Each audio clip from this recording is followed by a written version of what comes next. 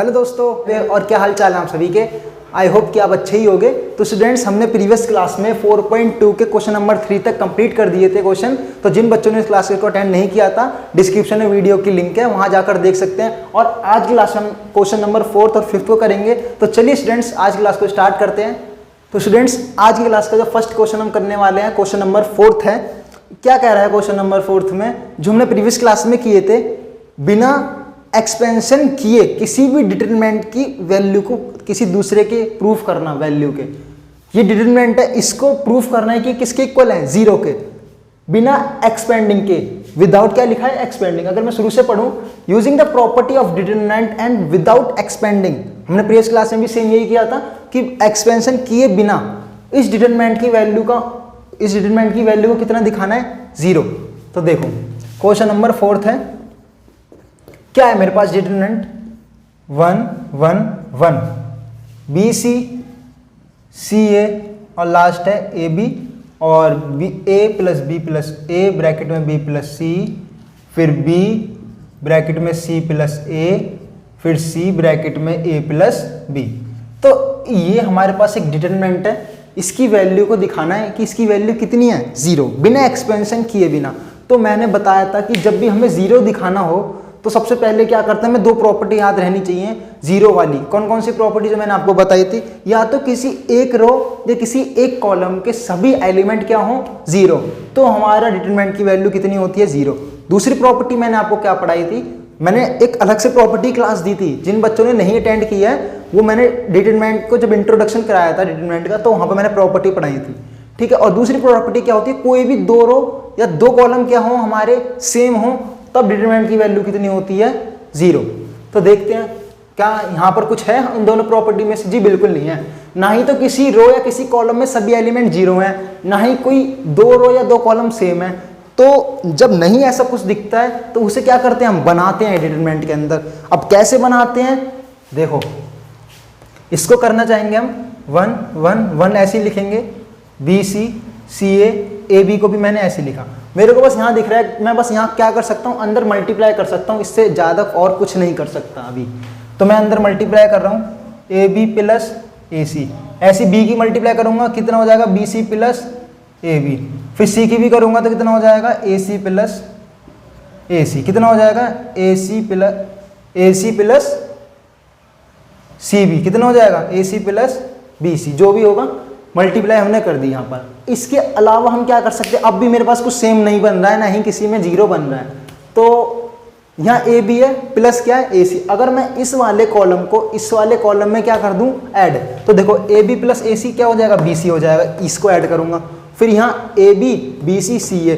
देखो मेरे कहने का मतलब ये है कि मैं C3 में किसको ऐड कर रहा हूँ, C3 प्लस C2 को। ऐसा करने से डिटरमिनेंट की वैल्यू पर कोई इफेक्ट नहीं पड़ता। ये भी एक प्रॉपर्टी थी, मैंने पढ़ाया था। तो मैंने क्या कर दिया, यहाँ पर 1 1 1 को तो एज इट इज लिखूंगा, इनको भी सेम एज इट इज लिखूंगा, बी सी सी ए और ए बी। देखना क्यों कर रहा हूँ मैं ऐसा, मैंने C3 में प्लस क्या किया है, C2 को, तो इस एलिमेंट के साथ भी ये ऑपरेशन लगाऊंगा। C3 के जितने भी एलिमेंट हैं C कॉलम थर्ड में, उन सब के साथ ये ऑपरेशन लगेगा, ये आपको पता है। तो ए बी प्लस ए सी में क्या ऐड हो जाएगा, बी सी। इसी तरह इसमें A B plus B C में क्या ऐड हो जाएगा, ए सी। तो मैं इसे ऐसे लिख सकता हूँ या नहीं लिख सकता, A B plus B C plus A C. फिर इसमें भी क्या ऐड हो जाएगा, ये A C plus B C plus A B. आपको कुछ दिख रहा है यहाँ पर, बिल्कुल जी दिख रहा है हमें। यहाँ पर तीनों एलिमेंट क्या हैं, सेम। ये पूरा एलिमेंट, ये पूरा एलिमेंट, ये एलिमेंट क्या है, पूरा same. A B A C B C, A B A C B C, A B B C A C. मतलब जब किसी रो या कॉलम में सभी एक रो या कॉलम में एलिमेंट क्या हो, सेम हो, तो उसे हम कॉमन लेके कहाँ लिख सकते हैं, डिटरमिनेंट के बाहर। ये मैंने आपको ये भी प्रॉपर्टी थी, ये भी पढ़ाई थी। तो इसलिए कह रहा हूँ कि प्रॉपर्टी जितनी याद रख सको याद रखो, क्योंकि मेन डिटरमिनेंट में ओनली प्रॉपर्टी है, ठीक है। तो ये मैं कॉमन लेके बाहर लिख सकता हूँ। तो मेरा कॉमन बाहर क्या आ जाएगा, A B plus B C plus A C बाहर आ गया कॉमन लेके। अब डिटरमिनेंट के अंदर क्या बचेगा, 1 1 1। यहाँ क्या बचेगा, सेकंड रो में से तो कुछ कॉमन नहीं लिया, ना इसमें से कॉमन लिया, तो इनको तो ऐसे ही रहने दो। कॉमन मैंने सिर्फ किस में से लिया है, कॉलम थर्ड में से। तो यहाँ से तीनों एलिमेंट जब मैंने कॉमन ले लिए, सिर्फ क्या बचा होगा अंदर, 1 1 1। जी अब मेरे को कुछ दिख रहा है यहाँ पर इस डिटरमिनेंट के अंदर, ये कॉलम भी 1 1 1, ये कॉलम भी 1 1 1। कहने का मतलब जब किसी डिटरमिनेंट में कोई दो कॉलम या दो रो सेम हो जाते हैं तो उस डिटरमिनेंट की वैल्यू क्या होती है? 0। तो यहाँ तो A B plus B C plus क्या रहेगा? सी ए, और इस डिटरमिनेंट की वैल्यू क्या हो जाएगी? 0। क्यों? By property of determinant, determinant की प्रॉपर्टी के अकॉर्डिंग। ठीक है, तो इसकी मल्टीप्लाई 0 में करोगे तो लास्ट आंसर कितना आएगा आपका? 0। तो हमारा आ गया LHS किसके इक्वल आ गया? RHS के। तो लास्ट में लिख दो कि हम किसको लेके चले थे स्टूडेंट्स? LHS को लेके चले थे, तो हमारा LHS आ गया इक्वल टू RHS। ठीक है, तो जल्दी इसका स्क्रीनशॉट ले लो। तो स्टूडेंट्स अब आगे बढ़ते हैं। आगे हमारा क्वेश्चन क्या है? एक हमें डिटरमिनेंट दे रखा है जिसको हमें इक्वल दिखाना है 2 इंटू ये डिटरमिनेंट के। ठीक है, जो भी डिटरमिनेंट दे रखा है। तो बच्चों ऐसे डिटरमिनेंट वाले क्वेश्चन पक्का आते हैं, इंपॉर्टेंट क्वेश्चन माने जाते हैं ऐसे सबसे ज़्यादा, क्योंकि इसमें इस डिटरमिनेंट को इस डिटरमिनेंट के इक्वल दिखाना है विदाउट एक्सपेंशन किए बिना। ठीक है, कैसे? By according to property of determinant. तो कैसे करेंगे? क्वेश्चन नंबर 5 थोड़ा लेंथी क्वेश्चन है लेकिन अच्छा क्वेश्चन है। ठीक है, क्वेश्चन नंबर 5 इंपॉर्टेंट डाल रहा हूँ मैं इस पर, इंपॉर्टेंट क्या डाल रहा हूँ? इंपॉर्टेंट क्वेश्चन है ये। तो देख लो कैसे करते हैं। B प्लस सी, सबसे पहले जब भी किसी क्वेश्चन को करते हैं ना तो सबसे पहले आपको प्रूफ देखना चाहिए कि मेरे को प्रूफ में क्या लाना है ना। तो प्रूफ में देखो, पहले मैं क्वेश्चन लिख ले रहा हूँ एक बार। B plus C, C plus A and last है A प्लस B, फिर P plus Q, sorry Q plus R, Q plus R, R plus P and P plus Q। फिर है, अभी हमारा डिटरमिनेंट खत्म नहीं हुआ है, y plus Z, z plus X और x प्लस वाई। ये मेरे पास एक डिटरमिनेंट है। इस डिटरमिनेंट की वैल्यू को मेरे को प्रूफ करना है कि ये किसके इक्वल है? 2 और इस डिटरमिनेंट के। तो यहाँ पर ये मत कर लेना कि आप यहाँ इसका एक्सपेंशन कर दो फिर इसका भी एक्सपेंशन कर दो फिर लास्ट में इक्वल दिखा दो। ठीक है, इसको पूरे को सॉल्व करेंगे हम और लास्ट में ये लाएंगे विदाउट एक्सपेंशन किए बिना। कैसे लाएंगे देखो, सबसे पहले मेरा काम है कि किसको देखना जी? प्रूफ को देखना है। प्रूफ में क्या लाना है मेरे को? A B C P Q R X Y Z। कहने का मतलब है कि प्रूफ में मेरे को सारे एलिमेंट सिंगल सिंगल लाने हैं। A B C सिंगल है यहाँ, लेकिन B प्लस C है, मतलब प्लस को हटाना है। ये तो हमारा बात करेक्ट है। और कॉमन में बाहर क्या लाना है? 2 लाना है जी। अब कैसे लाएंगे देखो, मतलब कि एक एलिमेंट के साथ एक ही रहना चाहिए, B फिर Q फिर R, मतलब प्लस में ना हो जैसे यहाँ पर दे रखा है। तो कैसे करते हैं ऐसे क्वेश्चनों को? तो सबसे पहले हमने प्रूफ को देख लिया है कि प्रूफ में मेरे को क्या लाना है। आपको B प्लस सी है, C प्लस A है, A प्लस B है यहाँ, मतलब हम इनमें ही काम कर सकते हैं। इनमें कॉलम रो वाइज ही काम कर सकते हैं, कॉलम वाइज काम नहीं कर सकते, क्योंकि यहाँ के जो वेरिएबल्स हैं वो Q R है और यहाँ के डिफरेंट हैं, यहाँ Y Z है। लेकिन यहाँ B plus C, C plus A plus B ये सेम है। तो हम सिर्फ किस में काम करेंगे? रोज में। किस में काम करेंगे? ओनली रो में। देखो कैसे काम करना है, मेरे को पता कैसे लगेगा जब हम क्वेश्चन को स्टार्ट करेंगे। तो आपको प्रैक्टिस होनी चाहिए ज़्यादा से ज़्यादा, और फिर आपको सोचना आना चाहिए कि मेरे को प्रूफ के अकॉर्डिंग क्या कर सकता हूँ। तो मैं R1 में चेंज कर रहा हूँ। क्या चेंज कर रहा हूँ R1 में? मैं इस तरीके से R1 में चेंज कर रहा हूँ। R1 में ऐड कर रहा हूँ R2 को एंड R3 को। तो कैसे करूँगा ऐड? B प्लस सी में C प्लस A और A प्लस B को क्या कर दूंगा? सबको ऐड। जब इसमें ऐड करूंगा इसको और इसको, इस तरीके से देखो B प्लस सी मेरा R1 है, R2 मेरा C प्लस A है और R3 मेरा A प्लस B है। इन सबको ऐड करूंगा तो कितना आएगा? 2A 2B and 2C। 2 A हैं, 2 B हैं और 2 क्या है? C। तो इस तरीके से आएगा। यहाँ से मैं 2 कॉमन भी ले सकता हूँ, 2 कॉमन आएगा। 2 कॉमन लेने के बाद अंदर क्या बचा? A plus B plus C। इतने का स्क्रीनशॉट ले लो जल्दी से पहले। तो स्टूडेंट्स हमने क्या किया? R1 में R1 में चेंज किया। कैसे चेंज किया मैंने? R1 में R2 और R3 को क्या कर दिया? ऐड। तो ये आएगा मेरा फाइनल। तो मैं ऐड करके लिख दूं 2A plus B plus C। इसी तरह से यहाँ पर आएगा 2 Q हैं, 2 P हैं, 2 R हैं। तो यहाँ पर क्या आ जाएगा? इसको मैं रफ कर रहा हूँ, इतना आप समझ गए होगे। ठीक है, इसी तरह से यहाँ पर क्या आ जाएगा? 2P plus Q plus R।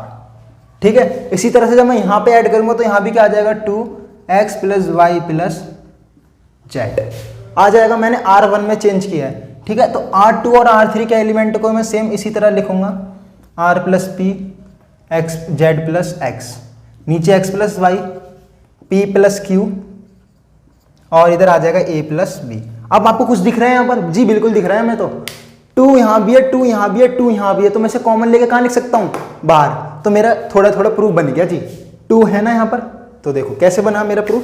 2 को मैंने क्या ले लिया? कॉमन लिख के बाहर लिख लिया है और अंदर मेरा सिर्फ क्या बचा है? A plus B plus C plus A plus B. फिर यहाँ पर क्या बचा है मेरा? P plus Q plus R plus P and last बचा है पी प्लस क्यू। यहाँ मेरा क्या बचा है? X plus Y plus Z plus X और एक्स प्लस वाई। 2 को मैंने क्या ले लिया? बाहर कॉमन। अब इसके बाद क्या करना है? इसके बाद 2 तो मेरा बन गया क्वेश्चन के अकॉर्डिंग, लेकिन मेरे को अभी ये डिटरमिनेंट भी तो बनाना है। इस डिटरमिनेंट को क्या बनाना है? ये सारे एलिमेंटों को सिंगल बनाना है। तो मैं क्या कर सकता हूँ? देखो यहाँ पर आपको दिख रहा है सी प्लस ए है। अगर मैं सी प्लस ए में से इस ऊपर वाले को क्या कर दूँ? माइनस ए प्लस बी प्लस सी को क्या कर दूँ? माइनस कर दूँ, तो सिर्फ यहाँ पे क्या बचेगा मेरा?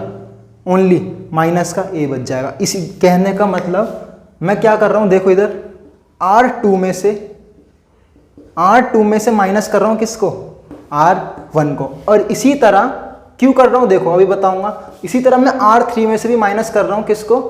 R1 को। R2 में से भी R1 को माइनस कर रहा हूँ और R3 में से भी R1 को। क्यों कर रहा हूँ माइनस? देखो अगर मैं इसमें से माइनस कर देता हूँ तो ये मेरा एक सिंगल टर्म बन जाएगा और इसमें से भी अगर ये माइनस कर देता हूँ ए बी कट जाएंगे, सिर्फ यहाँ सी बचेगा और यहाँ से सी प्लस ए कट के सिर्फ क्या बच जाएगा? यहाँ पे बी। तो मेरे सिंगल टर्म बन जाएंगे जो मुझे क्वेश्चन में चाहिए। तो जल्दी से इस पहले इतने का स्क्रीनशॉट ले लो, फिर आगे स्टार्ट करेंगे। तो स्टूडेंट्स हमारा लास्ट क्या आया था? ये आया है डिटरमिनेंट, और इसमें मैंने कौन सा ऑपरेशन लगाया है? R2 में चेंज किया है और R3 में भी मैंने समझाया। अब इसको कर लो चेंज। कैसे? R2 में चेंज करना है। R2 में क्या चेंज करना है कि R2 में से मुझे R1 को क्या करना है? माइनस। जब मैं C प्लस ए में से R2 क्या है मेरा? C प्लस ए, जब इसमें से माइनस करूंगा किसको? A प्लस बी प्लस सी को, तो साइन सारे चेंज हो जाएंगे इस तरीके से। इसके लिए आपको कैलकुलेशन बहुत अच्छी होनी चाहिए आपकी, तो इस तरीके से हो जाएगा। क्योंकि कैलकुलेशन नहीं अच्छी होगी तो थोड़ी दिक्कत आती है, क्योंकि दिक्कत पूरी मैथ जो है कौन से कैलकुलेशन पर बेस है? किस पर बेस है? कैलकुलेशन। अगर कैलकुलेशन आपको अच्छे से आती है तो 60% मार्क्स आप कैलकुलेशन की वजह से ही मिलते हैं। ठीक है, तो कैलकुलेशन आपको अच्छे से आनी चाहिए। माइनस ए से minus A cancel, minus C से प्लस सी कैंसिल, सिर्फ क्या बचेगा मेरा? Minus B. तो मैंने R1 में तो कोई चेंज नहीं किया है, तो R1 के तो मेरे सारे एलिमेंट ऐसे ही रहेंगे। देखो तो ऊपर a plus B plus C रहेगा, यहाँ पर p plus Q plus R रहेगा और यहाँ पे x plus Y plus Z. मैंने R2 में चेंज किया है। क्या चेंज किया? R2 में से माइनस R1 को, सिर्फ क्या बचा है मेरे पास? Minus b। इसी तरह से मैं इसमें भी R2 के सभी एलिमेंट के साथ ये काम करूंगा। इसके साथ भी कर लिया, इसके साथ भी, इसके साथ भी। यहाँ R प्लस पी से R प्लस पी कैंसिल हो जाएगा, बचेगा माइनस का q। यहाँ z प्लस एक्स से z प्लस एक्स कैंसिल हो जाएगा, बचेगा माइनस का y। इसी तरह मैंने R3 में से भी क्या किया है? R1 को माइनस। क्यों कर रहा हूँ? जिससे मेरे सारे टर्म क्या बन जाएं? सिंगल, क्योंकि मुझे तो सिंगल लाने हैं। देखो सिंगल बन रहे हैं ना, तो माइनस आ रहा है, माइनस को भी हटाएंगे, क्या दिक्कत है? a प्लस बी से a प्लस बी कैंसिल हो जाएगा, बचेगा माइनस सी। p से p क्यू कैंसिल हो जाएगा, बचेगा माइनस r। माइनस कर रहा हूँ, आप कर लेना। आपको अगर जिस बच्चों को नहीं आता है माइनस प्लस सही से कैलकुलेशन, तो R3 में से यहाँ भी माइनस को 1 करूँगा, एक्स वाई से एक्स वाई कैंसिल, बचेगा माइनस का z। बस खत्म। इतना तो मेरा हो गया जी। मेरे को कुछ और प्रॉब्लम आ रही है? हाँ जी प्रॉब्लम तो है। यहाँ पर बी क्यू वाई और सी आर जेड पॉजिटिव हैं, लेकिन यहाँ पर जो आ रहे हैं मेरे वो कैसे आ रहे हैं? नेगेटिव। तो माइनस को कॉमन ले लो, क्योंकि माइनस यहाँ भी है, माइनस यहाँ भी है, माइनस यहाँ भी है। तो इस रो में किसी भी एक रो में से अगर कोई एलिमेंट कॉमन होता है तो बाहर लिख लेते हैं। तो मैं इसमें से माइनस को कॉमन ले सकता हूँ। फिर मुझे R3 में भी ऐसे ही लाना है, तो मैं R3 में से भी माइनस क्या ले सकता हूँ? कॉमन। जब मैं माइनस को कॉमन लूंगा, किस में से कॉमन ले रहा हूँ? अभी मैं ओनली R2 में से, तो एक बार माइनस का बाहर आएगा। एक बार क्या आ जाएगा? बाहर माइनस का 1। क्या आ जाएगा? बाहर माइनस का 1। तो मतलब यहाँ से माइनस क्या हो जाएंगे? सारे हट जाएंगे। फिर मैं R3 से में भी कॉमन ले रहा हूँ, तो दोबारा माइनस का 1 बाहर आएगा, तो यहाँ से भी माइनस क्या हो जाएंगे? हट जाएंगे। तो -1 इंटू -1 क्या हो जाएगा? +1, और +1 की मल्टीप्लाई 2 में करूंगा तो 2 ही रहेगा। तो इफेक्ट नहीं पड़ा मेरा, समझ रहे हो? मेरे पॉजिटिव भी बन गया और इस 2 पर कोई इफेक्ट भी नहीं पड़ा, क्योंकि इसमें से माइनस कॉमन ले लिया, इसमें से भी माइनस कॉमन ले लिया। माइनस इंटू माइनस क्या हो गया मेरा? प्लस। और लास्ट मेरा बच रहा है जी a प्लस बी प्लस सी को भी सिंगल बनाना है। सिर्फ क्या लाना है मेरे को? a लाना है ओनली। मतलब यहाँ पर ए लाना है, इन बी सी को कैंसिल करना है।